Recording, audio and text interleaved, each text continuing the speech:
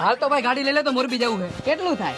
60 kilometre. ત્યાં સુધી ગાડી નહીં હાલે, બ્રેક ઓછી છે, ટાયરમાં હવા ઓછી છે, ટ્યુબ ટાયર નબળા છે અને પંખામાં ગોબો પડી ગયો. તો ભાઈ પેટ્રોલનો કાંટો બંધ છે, ક્યાં પૂરું થઈ જાય એ ખબર નહીં પડે અને આપણે હિસાબમાં લોચાઈ થાય અને આ વોરન બંધ છે. હો તો ભાઈ ગાડી બગડેલી છે, ગારો ગારો છે, સીટ ફાટલી છે, સર્વિસમાં દેવાની બાકી છે અને પાછી કોકે ચીકમ ચોટાઈ છે.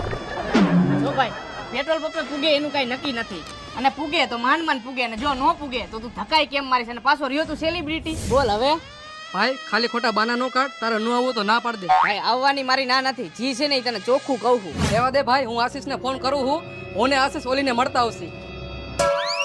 હા ભાઈ હવે શું થયું? અરે બેહી જા હાલ હાલ. હમણાં તો એમ કહેતો હતો હવા ઓછી છે, પેટ્રોલ નથી, હોર્ન નથી વાગતું, લીવર નથી લાગતું, સીટ ફાટેલી છે, ચીકમ ચોટેલી છે, મીટર બંધ છે, ગાડીમાં આટલા બધા વાંધા છે તો કેમાં જઈશું આપણે હવે? અરે હાલ તને હું મારા ખોરામાં બેહાર.